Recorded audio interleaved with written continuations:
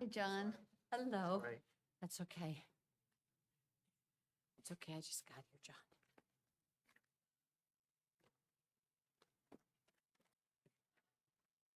You can scoot down here if you want. Okay.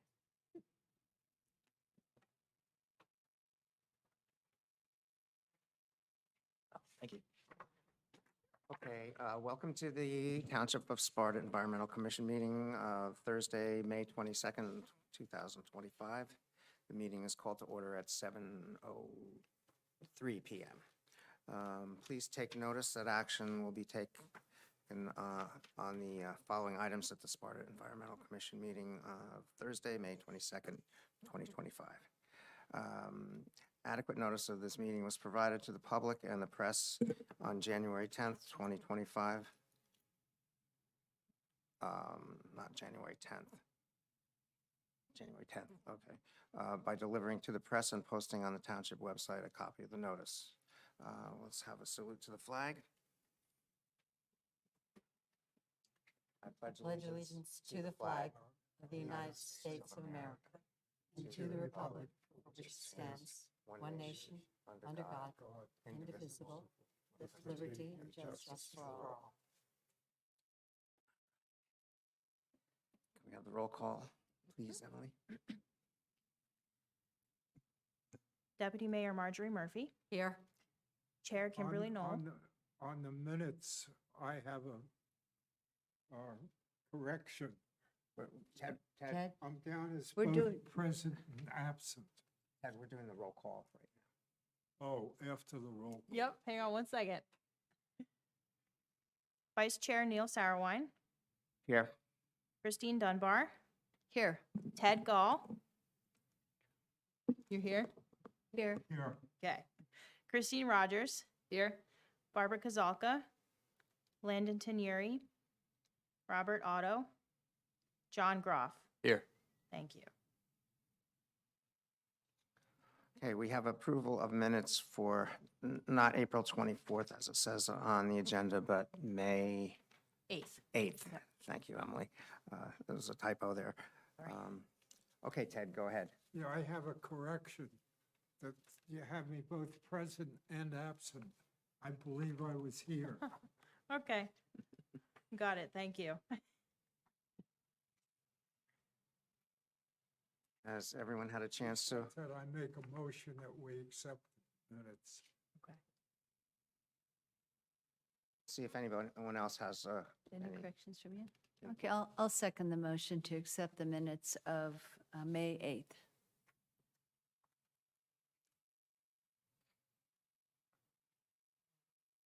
Okay, the minutes are accepted. So first up, we have a special presentation. Jill Aquino, is that how you pronounce it? Yeah. Aquino is here to give a talk on the New Jersey Climate Superfund Act resolution. So, Where do I stand to do this? Like, do I come forward or You can- stand right here? yes. Wherever you Or- prefer.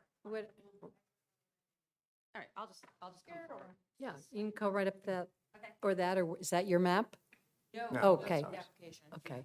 Yeah, You want to stand and face them, or? I'll stand and face you guys. You guys can hear me. Use the microphone. Microphone, because you're Yeah. being, I'm just going to call, if you don't mind, Ken Dolsky. He is on the Empower New Jersey board. So if any questions are directed towards me and I can't answer them, Ken is here as my support. So I'm just going to put him on speaker and call him in a second, if that's okay with all of you. What was his name again, Jill? Ken Dolsky. Oh, I know. Dolsky. Ken? Hi. Okay, I'm going to start, Ken. Thank you. Okay. Good evening.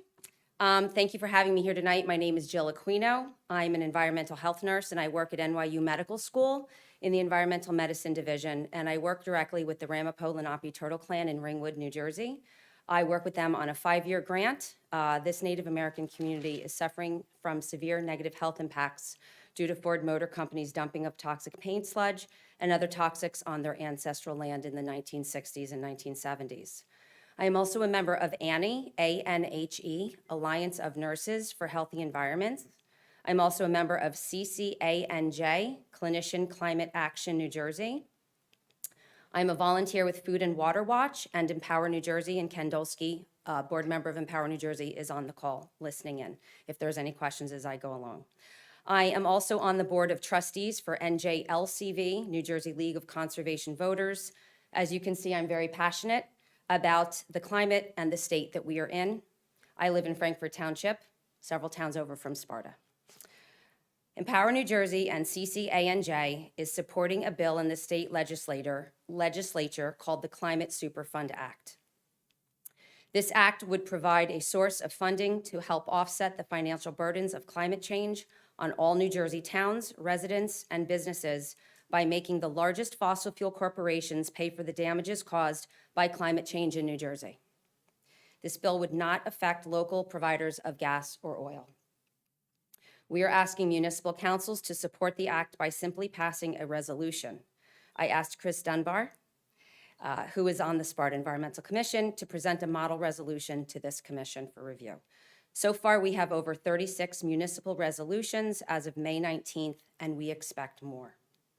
Modeled after similar legislation passed in New York and Vermont, the bill applies the logic of the original Superfund Act, which requires polluters to pay to clean up their contaminated sites, to the climate crisis.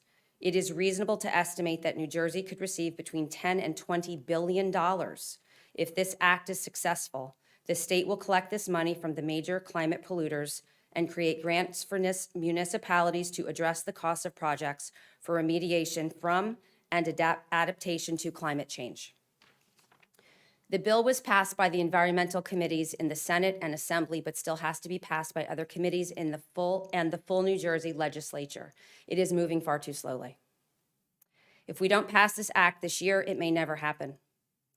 Senator McKeon, the prime sponsor of this bill, stated that passage of this bill is not assured and that municipal resolutions would be very helpful. Participation in this effort will not involve any financial or legal risk to Sparta. Costs that can be covered include, but are not limited to, infrastructure resiliency, for example, energy efficiency and weatherization upgrades to schools and municipal buildings, flood protection, home buyouts, remediation of toxic algae blooms, upgrades to stormwater drainage systems, well replacement and water purification due to low water levels caused by droughts, storm recovery, and more. Any costs related to climate would be candidates for a grant. This law will reduce the financial burdens of these events on town residents, and in some cases may provide the only means to address these costs without tax increases or bonding. The global costs of climate change, remediation, and adaptation are increasing yearly. The New York State Senator stated, repairing from and preparing for extreme weather caused by climate change will cost over $65,000 per household by 2050. It is reasonable to assume that the cost per household in New Jersey will be similar. Also, as you may have seen on the news, the current administration is planning to deeply cut or eliminate FEMA. This will force states to increase their costs to handle disasters. If we don't pass this act, we will all be paying these costs.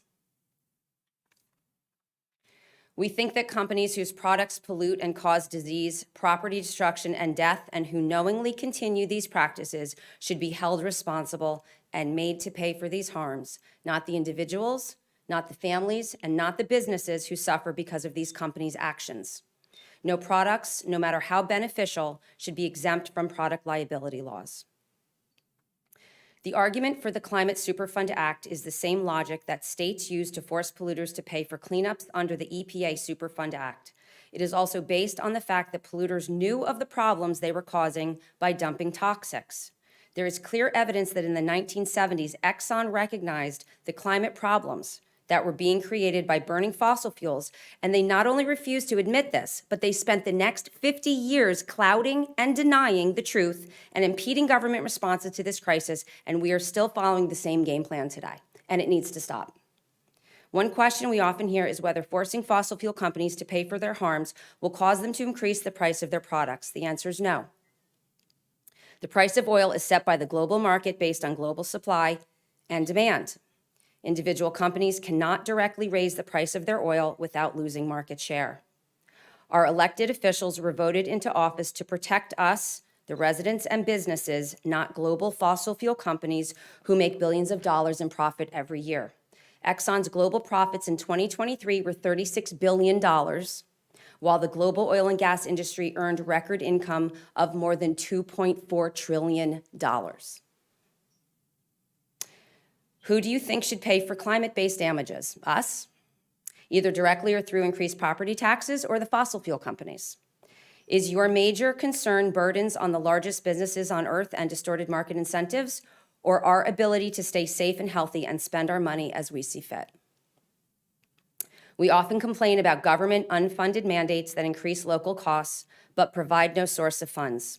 Climate-related costs are similar. They are being forced on taxpayers with no recourse. The New Jersey Climate Superfund Act attempts to correct this imbalance. We ask that you put a resolution supporting these principles up for a vote at your next meeting. The time to pass this act is now. What are your thoughts on supporting this bill with a resolution, and do you have any questions? Thank you for listening. Thank you, Thank Jill. you, Jill. That was very powerful. Thank you. Um, Thank you. I think, do we have a copy of that resolution? I have it. I knew you would. I brought it.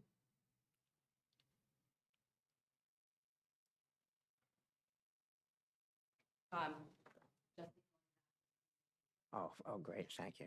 I do the same. Give it to you, Margie. Thank you. So, have any other municipalities in the area passed this that you know of? None in Sussex County. Ken, can you tell me what Morris County municipalities have passed this resolution? So far, Parsippany has passed it, Morristown has passed it. We're talking to Montville, but those are the only ones so far. So Parsippany, Morristown, and we're talking to Montville. Correct. And Ken, can you tell us the other towns that you know of? Because I don't know all of them. You know better than I do. Yeah, a number of towns in Monmouth, along the shore, Red Bank, Montclair just passed it, Hoboken has passed it, Leonia, Teaneck. I think they're fairly well scattered, Okay. at least in the northern part of the state. Okay, thank you. That's great. So we have the opportunity to be the first in Sussex County. And the reason I came here tonight is because I feel that Sparta is more open-minded than other Sussex County towns. I know you are all fighting warehouse sprawl, and so I felt like this is a great place to come and speak on this because of your stance. I believe Sparta's stance on no warehouse sprawl. So that's why I started here tonight. I see very friendly faces here. Some I know, some I don't know. So I just felt very comfortable coming here and speaking to you all tonight. So again, I thank you. Thank you very much. Anybody else have any Thank you. questions? Yes, for, only due to climate change, or you've enacted things that have also done, because we've had some major cleanups here in town from companies that we've had to rectify the grounds and whatnot in different playground areas. When I went to school here, we didn't know. Right. We didn't know that they were contaminated, and, there's things that have happened. Thank God they've cleaned them all up, most of them, but, even with PFAS. Yeah. I just did a webinar. An expert in the field on PFAS, Dr. Gretchen Salton, I think is her name. She's been studying PFAS for over 20 years. And she spoke to members of Alliance of Nurses for Healthy Environments. And one of the issues that we are dealing with the Ramapo is very high PFAS levels. And so again, they're forever chemicals. And so I hear you. I understand, yes, PFAS are a major problem, and we are now getting more and more knowledgeable about them. And they're a real problem, and they can't be cleaned up. They're forever chemicals. So how do we rectify that? So I would assume, Ken, can you help me out here? Would the New Jersey Superfund Climate Act would the money also go towards remediation for PFAS? So two thoughts. Number one, it does not specifically fall within, I would say, the categories of resilience and adaptation to climate. However, if it's part of, general work on the water system, that might qualify it. The other thing to consider is that if you get a grant, you can use it for something else that you might not, then save that money or take the money that you would have spent on another project under climate, and you have the option to then apply that money to projects like PFAS. Okay, So indirectly, it could help. great. Thank you, Ken. Okay, any other questions? Are there any other states in the nation that have passed similar legislation? Ken, I believe New York and Vermont have Yeah. passed this, New York and Vermont. So wouldn't that be great if New Jersey could be the third? Yeah, yeah. Just sort of piggybacking on that, I know that there's a lawsuit against Vermont. What type of ramifications will that have on this project if Vermont loses its stance? Ken, did you hear that question? Not quite, no. Chris, can you ask it again? Yeah, I understand that Vermont has passed a Superfund, Climate Superfund Act, and now they're being sued, I presume by the fossil fuel companies, right? So I think all eyes are on Vermont right now. And I was just wondering if you could give us some insight into that process and where it stands and, what will happen to this project, if Vermont loses and has to withdraw that Superfund. Ken, did you hear that? Yes. Okay, So it's expected that there will be lawsuits involved. Nobody is going to quietly pay the money that is being asked. There are various types of lawsuits right now across the country against the fossil fuel companies. Some of them are oriented more towards the behavior of the companies and the fact that they did not acknowledge the costs or the damages that they were going, that their emissions were going to cause. This is really not, attacking them for behavior. This is basically just saying it's a product issue and there's a liability with the product. So we don't know how this is going to go. Senator McKeon has said that he did work with the New Jersey Attorney General's office to make this as lawsuit-proof as possible, but that probably isn't going to stop it from being sued. But the lawsuits that are being undertaken, that are mainly product liability lawsuits, are enjoying some degree of success. They're not being, the lower courts are supporting them. There's been, I forget exactly how many, there's probably a dozen of those, in different stages in different parts of the country. So the product liability approach seems to have more success than accusing the companies of bad faith. So we'll just have to see. The Attorney General office is in lockstep with Senator McKeon on this. They're willing to undertake the fight for this. It's if they win, it's an awful lot of money compared to what it would cost to sue. And I'm not a lawyer, but if they're willing to go ahead and support this and fight it, we're willing to support it. Great. thank you, Ken. Thank you. We'll be watching to see what happens. A couple of other things. I looked up on AI, what is the main arguments that business and industry have against this resolution? And they're touting two things. And if you could respond to these, that would be great. The first one I hear a lot is that the economy is structured on fossil fuels, its availability and its uses, and all of the people globally have benefited from this for years and years. So that is one of their main arguments is that everything comes from fossil fuels pretty much, these days. And that's our energy supply. That's the things that we use, we drive, that we package things in, and that transport us. So we have had this great benefit from fossil fuels, and yet they're being punished now for providing that. okay?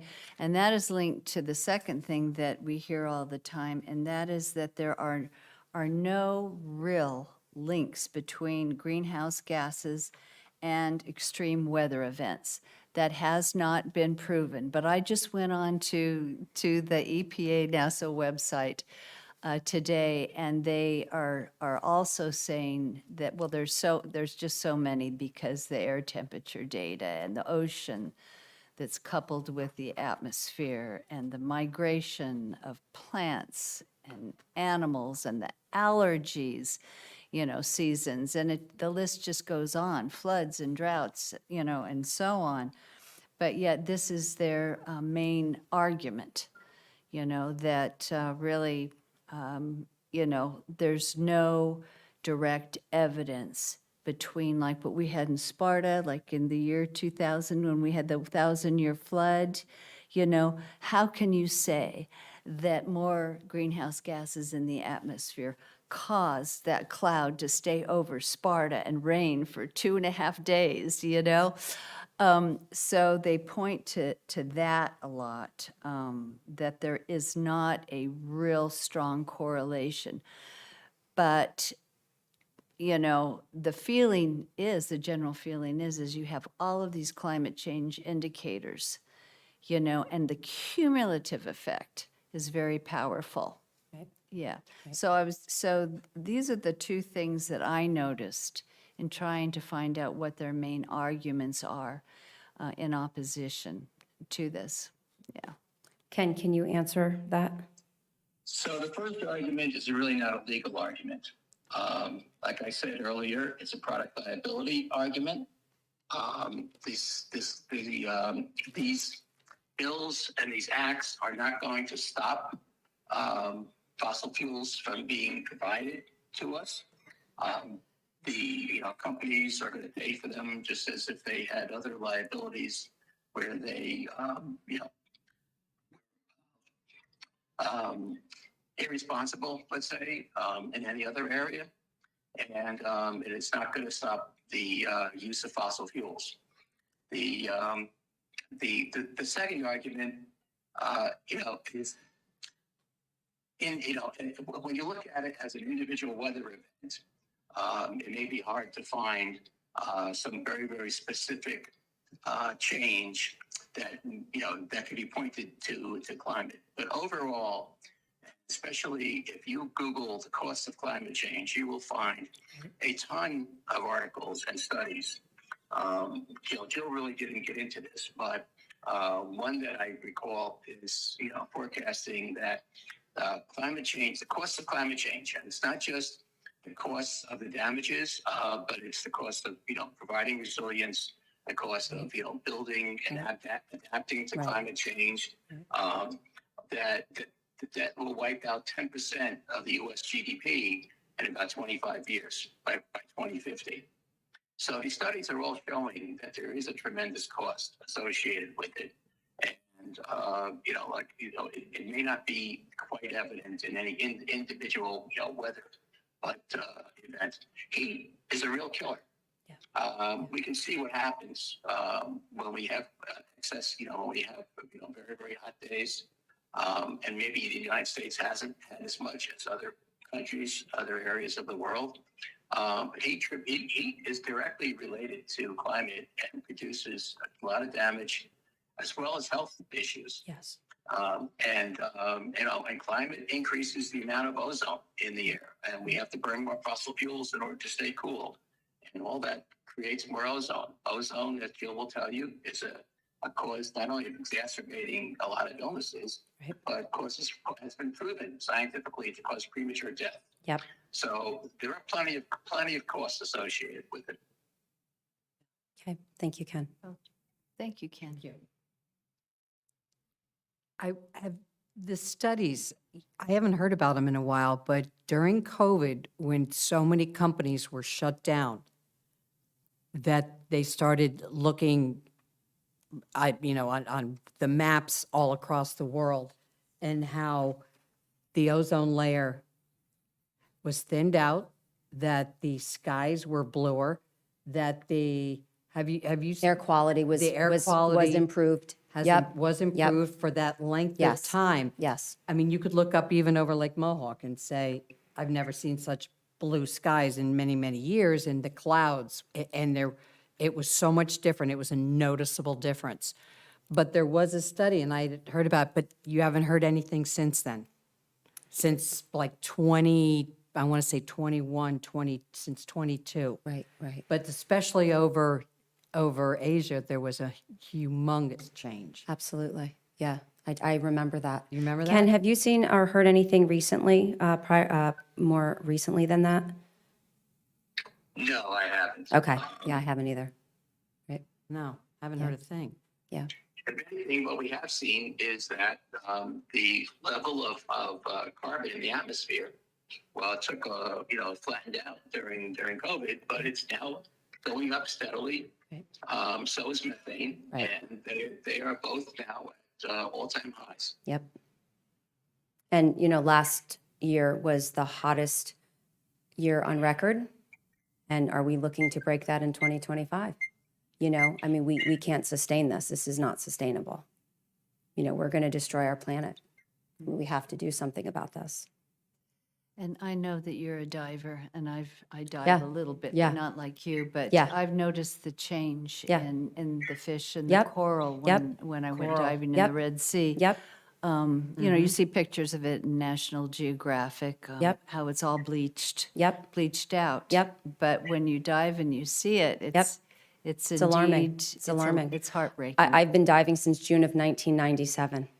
So I hear you, and it's definitely a concern. And thinking of the ocean and being a diver makes me think of all the microplastics, right, in the ocean. And that makes me think of, I recently listened to a study about human brains, people that have passed, and they've done analysis of human brains, and they're now finding a teaspoonful of microplastics in brains of people that have passed away, that they've done autopsies on. And that's terrifying. It's just terrifying. Supposedly, we ingest a credit card worth of plastic every week. That's the. Yeah, which is just horrifying. A week? Yeah. And the microplastics are endocrine disruptors. So we look at, chronic illnesses, we look at type 2 diabetes, especially, and, our type 2 diabetes rates are through the roof, and so you have to look at all the endocrine disruptors that are in our environment. So, there are so many different things that I feel like I could talk about tonight, but I feel like it's all related to the fossil fuel industry because the plastics are the metabolites of the fossil fuel industry. And the fossil fuel industry, they want to ramp up their production and double, triple, quadruple by 2050 what we have now, which is already so problematic. I can't even imagine this planet. How do we have more plastics than we already have? We need to get rid of plastics, not have more plastics, and this is just a silly little thing, but Governor Murphy in the state of New Jersey, he passed a law that there's not supposed to be plastic straws, that you're only supposed to get a plastic straw if you ask the person serving you for one. I don't know anybody that's following that in New Jersey, and now our new administration has just completely squashed that whole plastic straw thing. Everybody's supposed to have plastic straws. So, and I know it's a little stupid thing, but I'm a scuba diver. So I think about the plastics. I think about the plastic straws. I think about the turtles. I'm an advocate climate. I'm an advocate for climate. And I just feel like we're going so backwards so rapidly. And when I read to you that we are moving far too slowly in this Climate Superfund Act, how do we move faster? We don't have time to move slowly. And I've been listening to Cory Booker's 25 hours and 5 minutes on the House floor. I'm at hour 15 of his 25 hour and 5 minutes, and I'm determined to get through it. And I have to tell you, one of the things that Chris Murphy said, and this has stuck with me, he said, we in America have been really good at running the race. We are really fast. We're really good at it. But we've just been told, America, you need to start walking now. That's not going to get us anywhere. We've been winning the race. We've been first in line. And now we're supposed to start walking? Why are we supposed to start walking? I mean, that has absolutely stuck in my brain, and I can't get it out of my brain. And so when I come here tonight and I speak to you all about what we need to do to pass this resolution, in every town, I feel, in New Jersey, and get this, into law for the state of New Jersey. We cannot keep walking. We need to run, and we need to run faster, and we might need to run longer. So again, I thank you all for being here tonight, and I look forward to hearing from you and where we're going to go with this. So thank you. Thank you. Thank you. Thank you, Jill. Thank you. And thank you, Thank you. Ken. Thank you, And, Ken. and if you see, You both under very much. unfinished business, we also have the packaging and paper product Yeah. Stewardship Act I will tonight. take it So, up. Thank you. thank you. Thank you. You can too. Okay. Next on the agenda is application PB number 25 dash 7. Let me start again. We have an application, PB number 25-733, LTL Investments, LLC, Conestoga Minor Subdivision. I guess that's down on the table. We didn't have a chance to look at that, and you didn't send that out earlier, did you? No, I don't think. No, I didn't. No. I didn't think so. I figured it was easier to review here Yeah. with the full-sized plans. Yes. Yeah, because it was hard to see over the computer. Okay. Great. Should we go down and look? Let's take a look.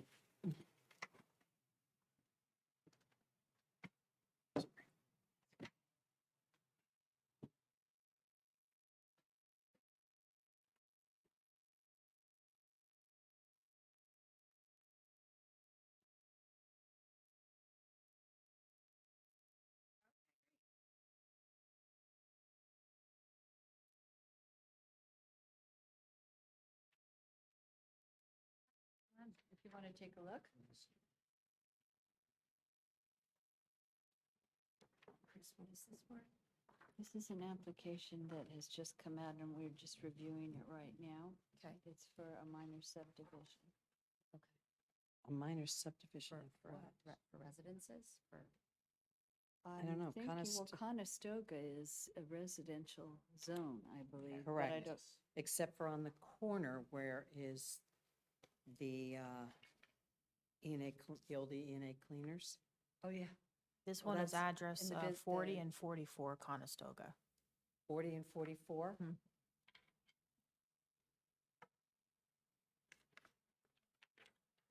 I'm gonna look it up on my phone.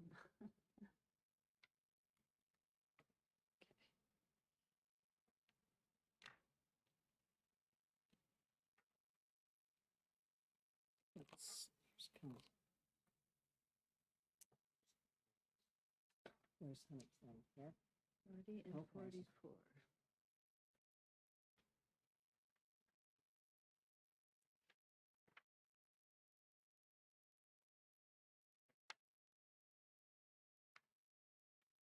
Where in Sparta is this? I can't. Go up picture in my head. Woodport Road, Okay, and right at that traffic light yeah, there's an ENA Cleaners and Alberto yeah. and Chonup. You'd make a right there okay, and go left. okay.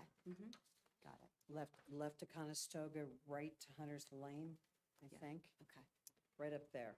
There's a Yeah, I was 7 gonna say, that's where the 7-Eleven is. Yeah, 7-Eleven, sure. and then it Okay, comes got off it, of 181. Got it, yep, yep, okay, okay, got it. Well, that's my next question. What is the purpose of? I don't know, you know? I'm not sure. I didn't look at the application. I think they're looking to subdivide. I They'll think, Subdivide the lot? I'm not sure.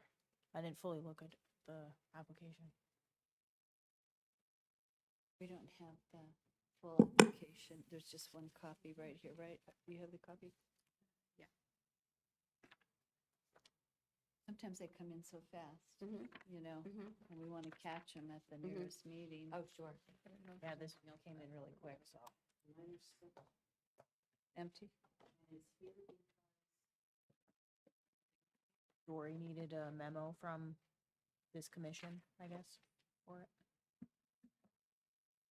Had any comments or? We have a report from the fire chief in here. No, it's just up there.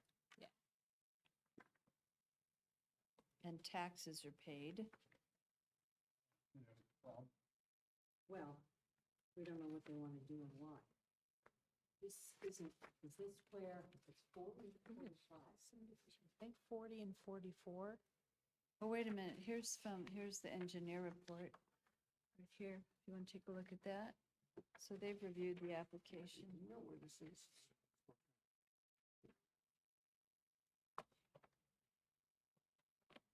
So if you pass Sparta Bowling Alley and it's on your left if you're going up Woodfoot Road and you're going No. No, It's on your right. Right. it's on your right. Yeah.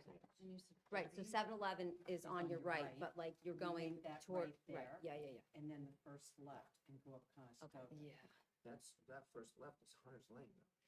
And then it Right, turns which is, into which is here, Conestoga. yeah, Hunter's Lane's Mhm. here, Conestoga's there. So where would seven? Right, so Conestoga Trail Spin Hunter's Lane is, Right here. yeah, yeah. So So, it's down here? right, so Neil, if you look at her phone, I don't know if this helps you. Conestoga comes off of 181, Yep. Yeah. Up Right. further Goes by, past the- by little- Red Shaw's. a little bit farther By up. Red Shaw's. Yeah, It's 'cause Conestoga. it's pretty close to the hardware store. Yes. And there's Hunter's Lane. And then it goes off towards the left if you're So going up it's- 181.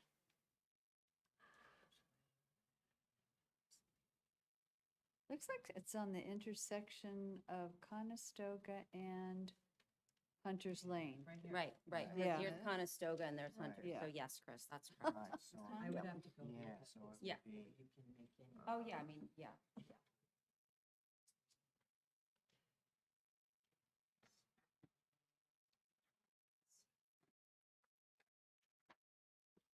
Oh, Hunter's Lane wants to be what way? You know where I'm talking? This is Hunter's Lane.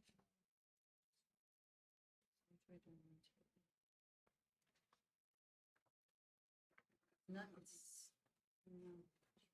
Not gonna It's not near Visor's Pond, is it? No. Advisor's Pond is Well, also yeah. Things like that. close, Yeah, so, right, But it goes along Hunter's. right, so here's Hunter's and here's Conestoga, so here, yeah, yep, so this Yeah. picture is this. Okay, so it's like I right. think this is. Mhm, I think mhm. they're just trying Yeah. to Yep, go to lots. Which is 3 lots? okay. Because it says, there's a pool here and it says pool, in-ground pool to be removed, Oh, so is okay. that, Oh. is that, this is it? Yeah. Yeah, that That's must- it, Mhm. that's it, you're welcome. Yep. We'll go this. Yeah, so the in-ground pool, yep, says in-ground pool to be removed on this paper, and that's, yeah, But they want to separate into 3 lots. because it's 2 now. My application, 2 lots into 3 lots. Okay, so they, Yeah. yeah.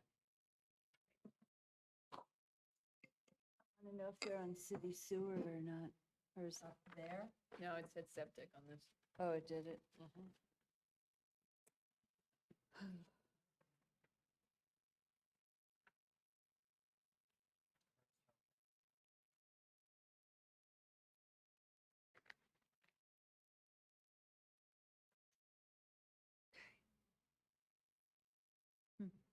They don't have to put the reason why.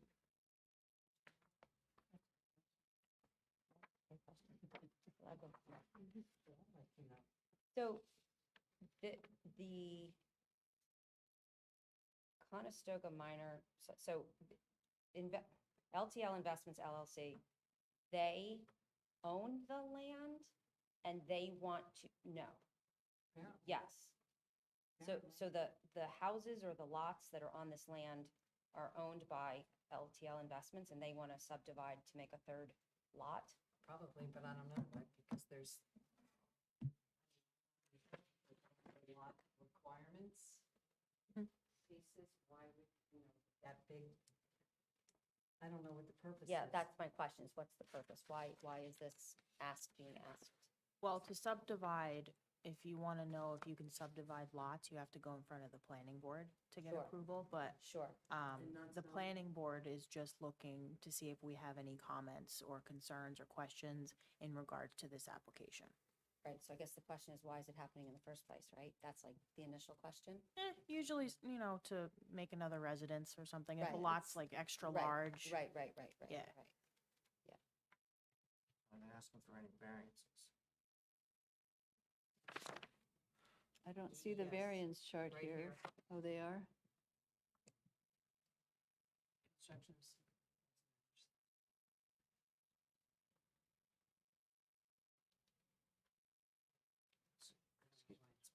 So For us, but you really can't see them.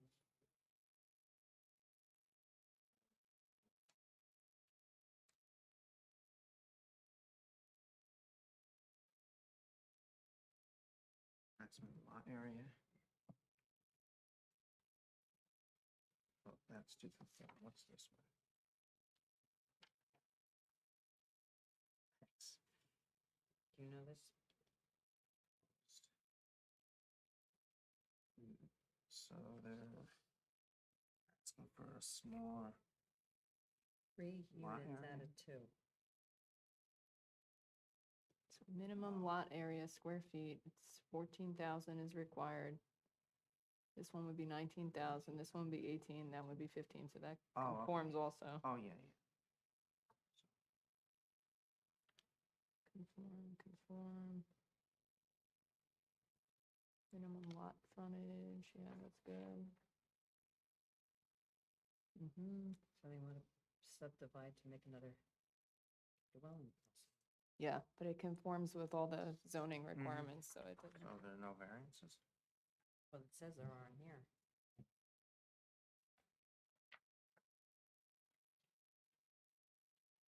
But we couldn't tell without.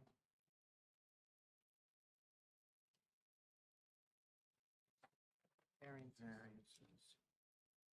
Okay. Says all 3 lots meet the bulk requirements according to Fellow.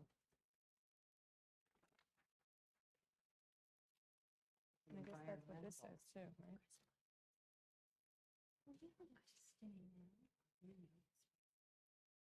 It's online, YouTube.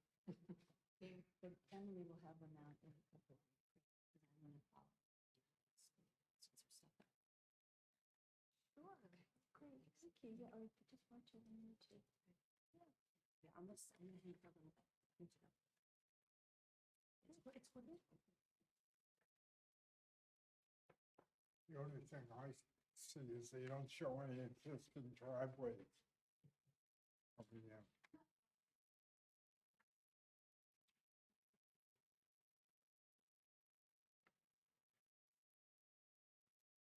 So why are they doing this?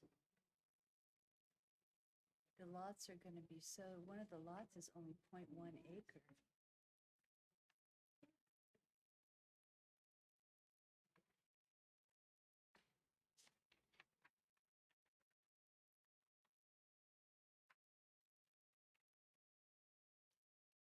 Like they're all within the zoning requirements. Yeah, they all meet. The proposed subdivision does not involve any new construction. The 2-story dwelling and block garage are existing along with their driveways. I support the proposed waiver requests for completeness and can evaluate the application without the items noted above. They have some notes about holes and things. And I recommend the application be declared complete.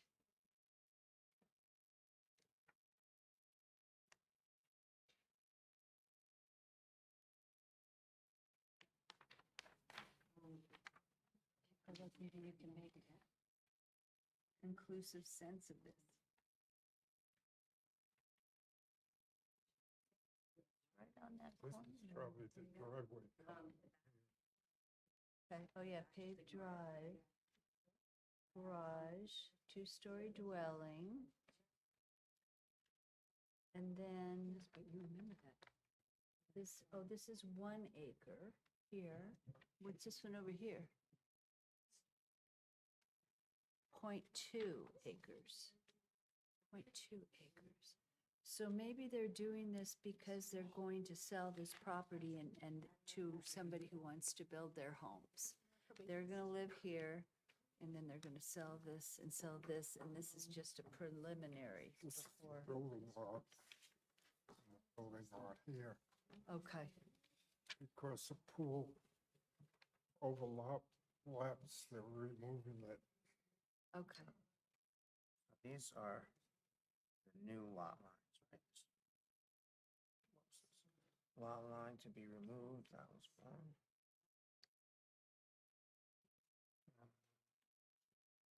Is it just this dotted line? This is one, Two. two, Yeah. all right, And and then three. three.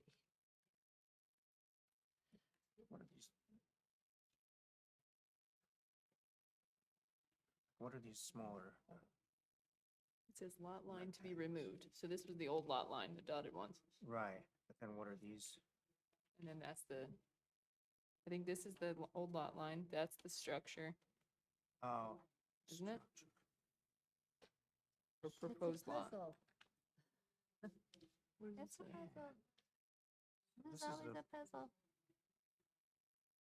Proposed lot line, though, why is it smaller than the? I don't understand. So,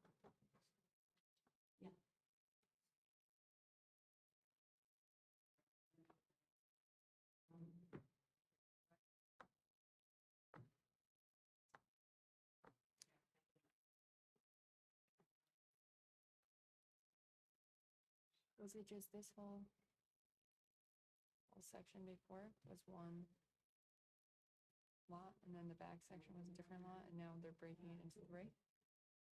I think it's just going from 2 to 3. I don't think they're even making changes to the property, except taking the pool out.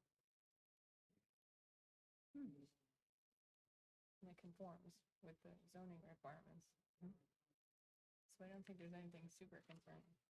No, I can't see. Required, proposed.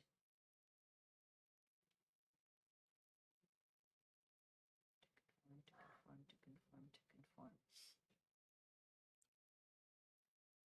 I see no areas of concern either.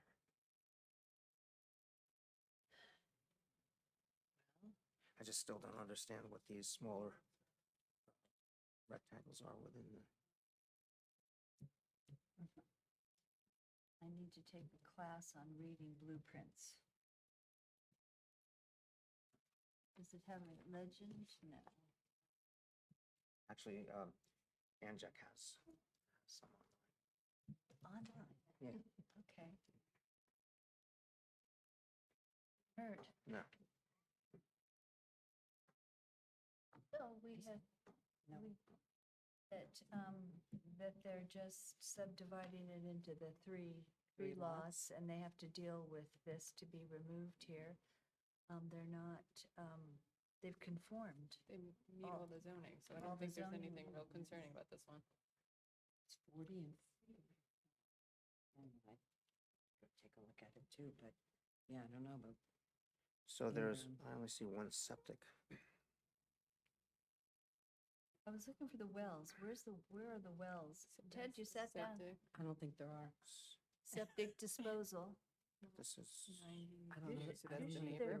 yeah, No, they said that well had to be sealed for some reason. oh, I didn't see that. Yeah, there needs to be a sealed well. That's the only one. Yeah.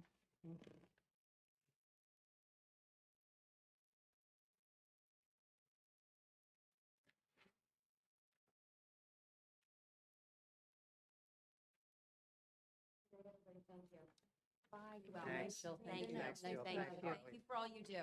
Thanks for Thank coming. you. So all these people have to be notified and asked if,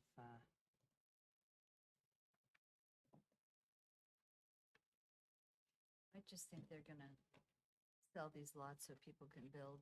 mm-hmm, Yeah. soil They're gonna be log. the small lots though. 0.2. One is an acre, but the other is .2. 0.27. Doesn't make sense though. 0.27 acres here. Right here it's 1 acre. What? But they don't look, What is this one? this one looks bigger than this one. Yeah. Who's this here? Yeah, the squiggly lines, there's no Don't. legend on this particular one. Yeah, and we don't know where the wells are. Well, Doesn't there's look- one well that's going to be capped and they're all going on town water. That's what it says. here. Okay. Yeah. And then the septic field, where's the septic field? Here's one, No, and then but there's that's- one over there. and there's one here. So they'll be putting new septics in this one and this one, I'm assuming. Or the person that buys the lot will. Not if they're going on sewer, you said?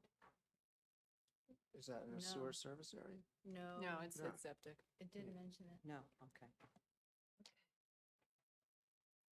Well, I need to take that online course on reading blueprints.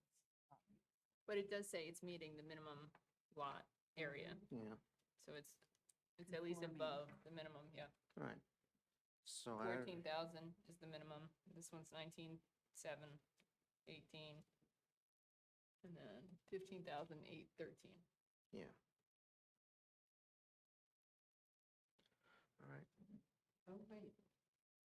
They're deeding part of it to Sparta Township for road purposes. Really? 0.079 acres. In the ROW Right of way. right away, Conestoga Trail, to be deeded to Sparta Township for road purposes. For line of sight issues, maybe? I don't know. Does it show that here somewhere? For road purposes. Okay. Is that this right here? All of this area? Is this Yeah. what they're Yeah, deeding? that's what it looks like. Mm-hmm. Okay.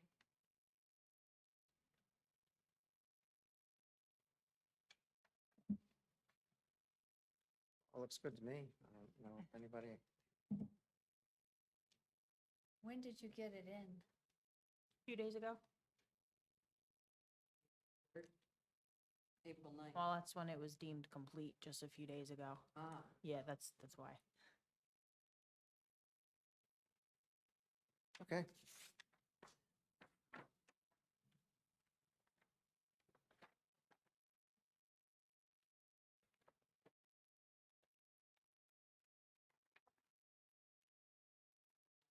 waivers.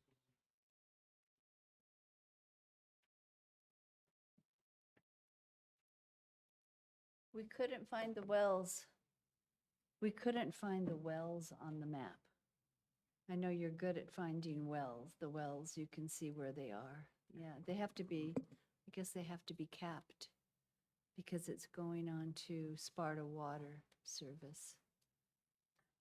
The only thing I saw was they didn't show the driveway coming up to the existing garage.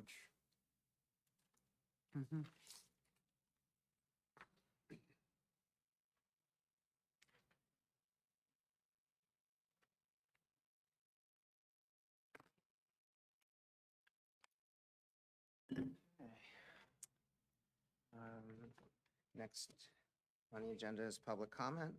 Our public has left the building. Number 7, reports. Who wants to go first?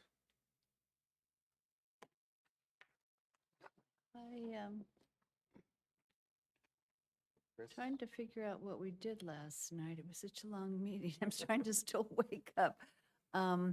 No, we heard about, and this is one that I don't think we had an opportunity to discuss.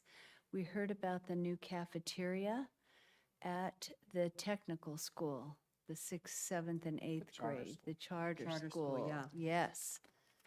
And we approved their application or they need a cafeteria because kids, they don't have a gym. The gym is the cafeteria. And the area that they're putting the modular on is a grassy area.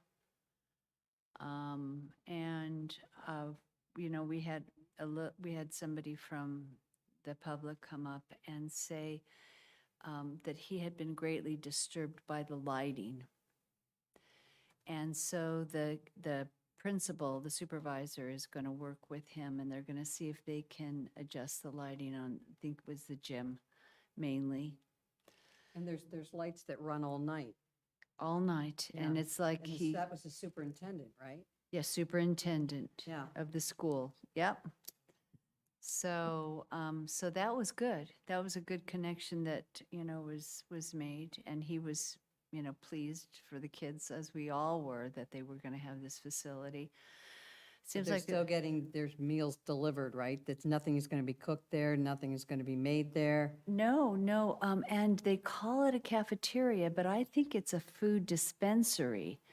They shouldn't be saying it's a cafeteria, because a cafeteria to me is you have trays and you choose, and there's a kitchen in the back. They will have one sink.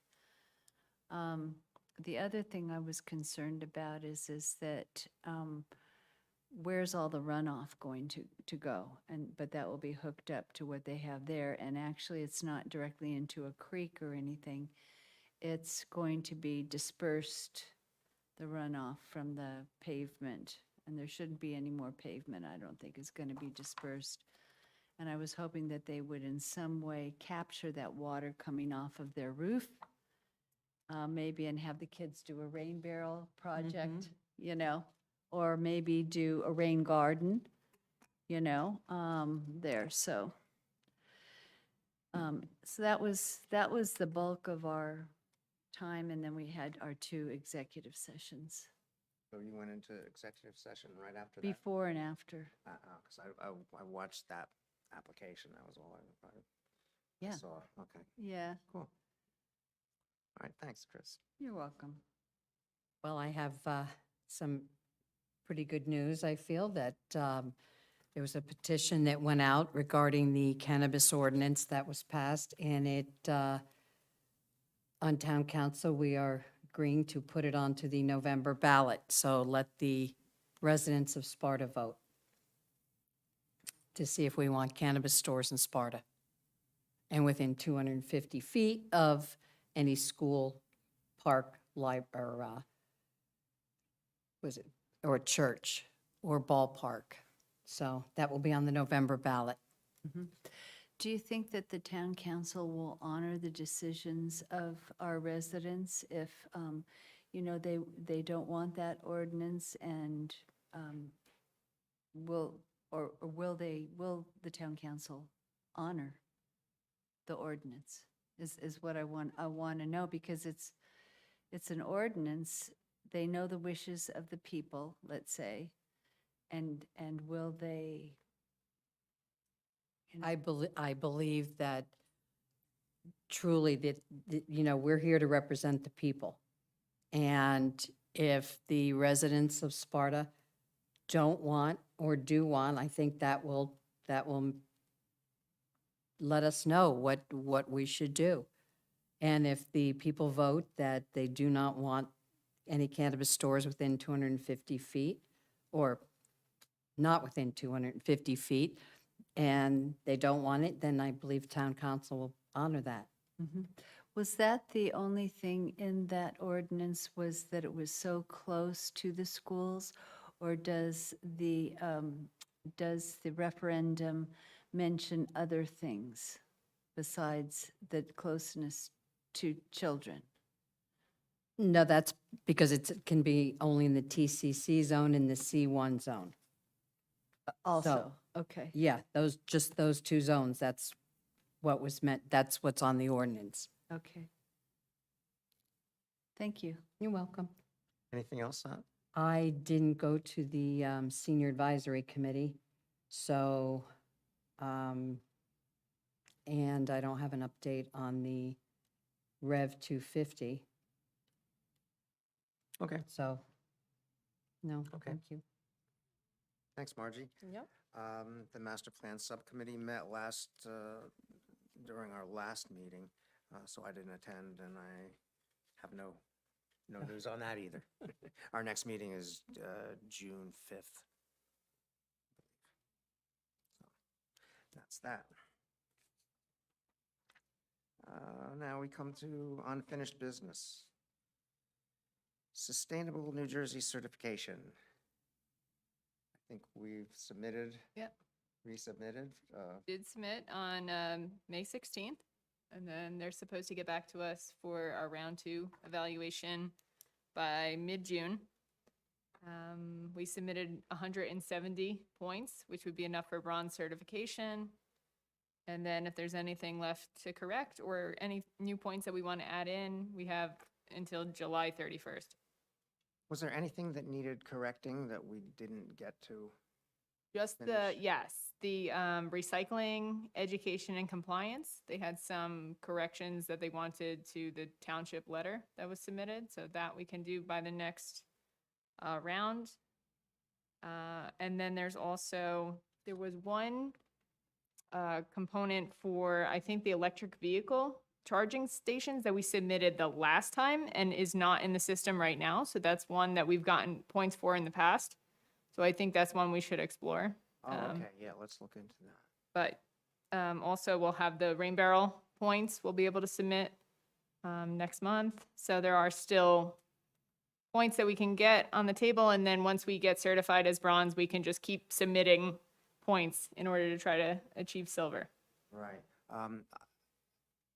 As far as the climate change hazard vulnerability assessment, that's a part of the master plan. That's an element of the master plan that we need to do for the new, for the master plan revision. I'm not sure whether we'll be able to get that done by the next deadline is July 21st, I think. The final 31st, yeah. 31st is the final deadline. So I don't know because of the way the Right. the master plan subcommittee is, the changes that have gone through, we got backed up a little bit, so. But hopefully we'll be able to get that. And there's also another, the fleet inventory. I reached out again to our fleet manager, and he's gonna start looking at that. He had other things to do, Yeah. apparently, so. And there might be some other things we can pick up along the way, so. And then maybe even that lighting ordinance that we talked about last time. Exactly, yes. So there are still points on the table, but I think if we can at least get to our bronze certification, then we're certified and we just keep building off of that. Yeah, we re-strategize. Yeah. Perfect. Right, thank you. Oh, one other thing is I did attend the Senior of the Year, it was Senior Volunteer of the Year dinner. And it was really quite lovely, and he will be honored and with a proclamation this coming Tuesday at the town council meeting as will Valerie Macchio for the Sparta Community Food Pantry for our 40th anniversary. So that's the upcoming town council meeting.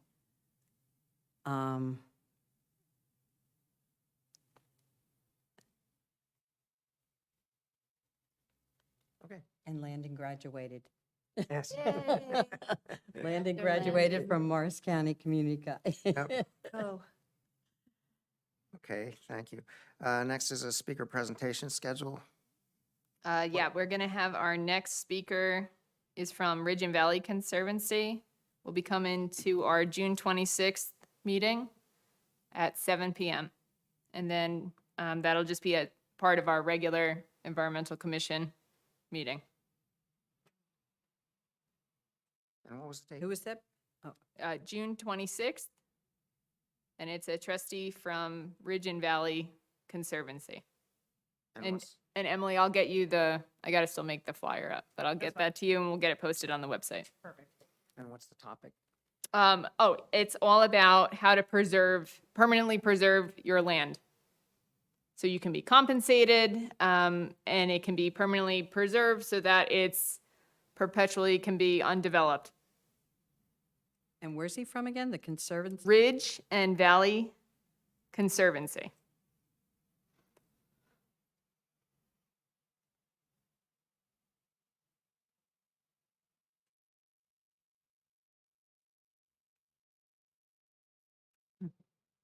great. That's great. Do we have have more speakers in line or? I think the only other one we were talking about was Kim was talking to, I forget what his name was, but about Deer the deer population? population, and that was gonna be part of the town council And- meeting. And But we In didn't have a- July, I In think. July, they wanted, Yeah. right? I'm working with Roxanne to try to coordinate a specific day that would work better with town council and that's a little less packed. So we're trying to figure out a good date for him. Okay. And then it was also be coordinated with another environmental group. Oh. So we'll let you know. Okay.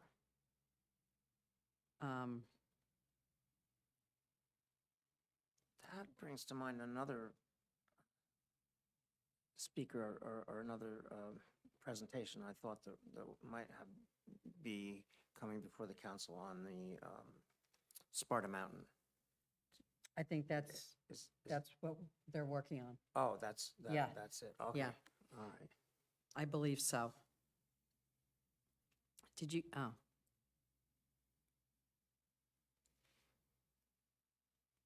Rain barrel?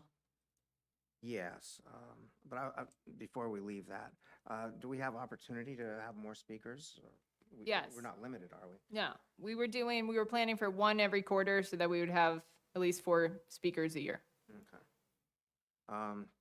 Because, well, we haven't gotten to it yet, but I did attend a presentation on backyard composting or on the food waste reduction resolution, but I was wondering if maybe we could get somebody to talk about backyard composting. Yeah. And maybe we can even tie that to like an event, right? Where people can build their own compost bins or something Yeah. like that Yeah, that's a good idea. to kind of drum up some more support. Great, I'll look into that. I know the mayor attended the mayor's conference in Atlantic City last couple days, and there was a meeting on that, and the major problem with, especially up here, is the bear. Yeah, I was just saying, the animals. Yeah, and that it's, yes, it would be great, but with all of our, between our deer and our bear population up here, it would be extremely difficult. There are ways to alleviate that. Oh. There are composting techniques that I think can kind of inhibit those predators, compost predators. Okay, Um, because they had a discussion about that down there. Oh, that'd be interesting to Mhm. hear Mayor's take. Rain Barrel Workshop. Jenna Black is going to be coming on June 12th at 5:30. She's part of the New Jersey Watershed Ambassadors Program. And she's going to be running a presentation right here in the municipal building and then going outside to actually construct your own rain barrel. And the organization I work for at the Wallkill River Watershed Management Group, we're going to fund all the rest of the supplies and all the hardware for the barrels. So the barrels were donated, and then we're providing the hardware. So it will be completely free for residents who want to participate. And there's going to be 10 rain barrels available. So the flyer's been finished, so we're just waiting for final approval to get it posted on the website, and then people can sign up. Oh, good, okay. Has anyone signed up yet? You No, can't- I don't think no, it they- hasn't been posted. hasn't been posted. And that's June 10th? June To 12th. June 12th, sorry. So it's going to be at 5:30, so it's right before our environmental commission meeting. So people who participate can stay for our meeting. Exactly. Great. And Jenna is again from the Jersey, New Jersey Watershed Ambassadors Program. that's it.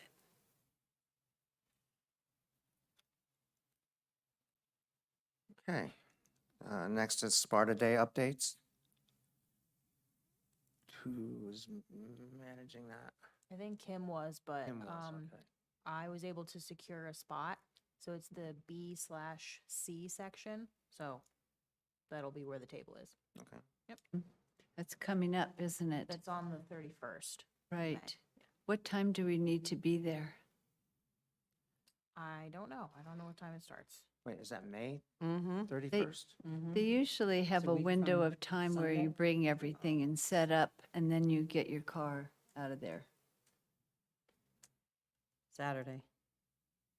It's a week from Saturday. It starts at 11, so Oh, probably before that. I don't know what time. It doesn't say on their website. okay. Yeah.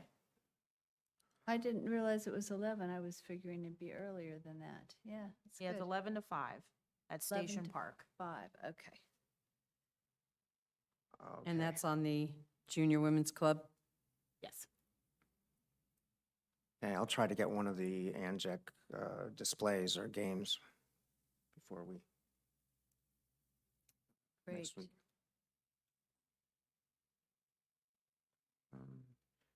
Tree ordinance update. Rob's not here. Kim was also working on that too. Okay. So I actually just happened to speak to Corey Stoner earlier this afternoon, Oh. and he said he just has a few questions and comments, so he's just gonna speak with Kim Okay. when she has a chance. Okay. Great, thank you.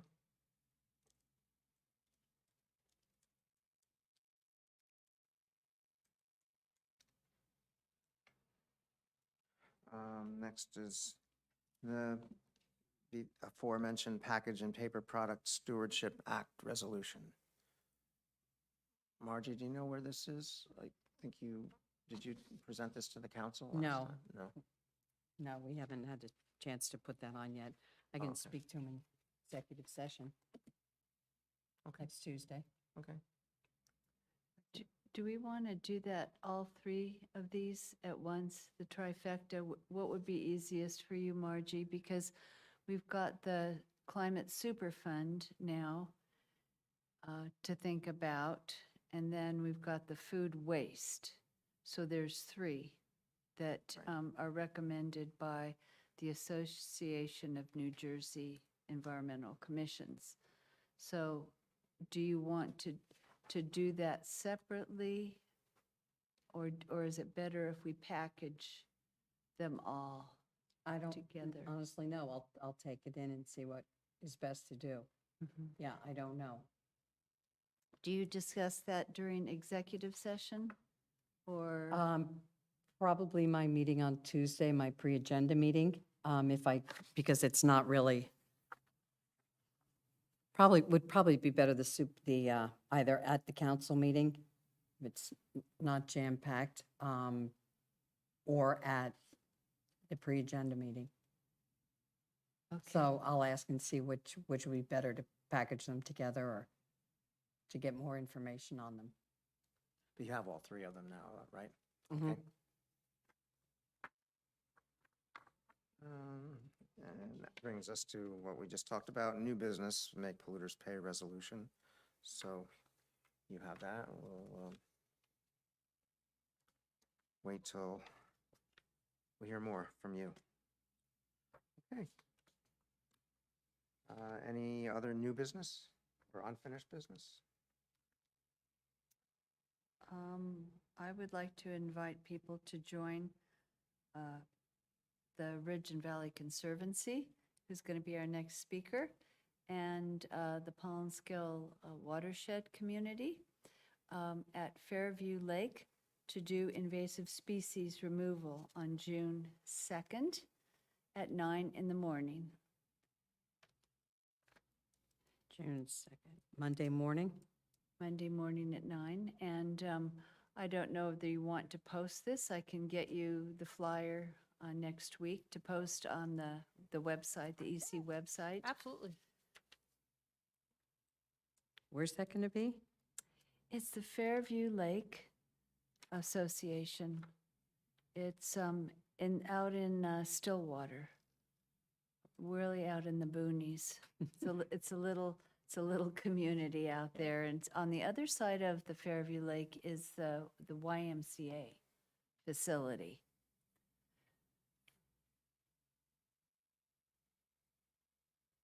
And that's the Ridge and Valley and Pollenskill that are doing that? Yeah, and there's another organization also that's going to be partnering. So it's a kind of a coalition group. The Fairview Lake Homeowners Association, of course, will be there also. Good. That sounds interesting.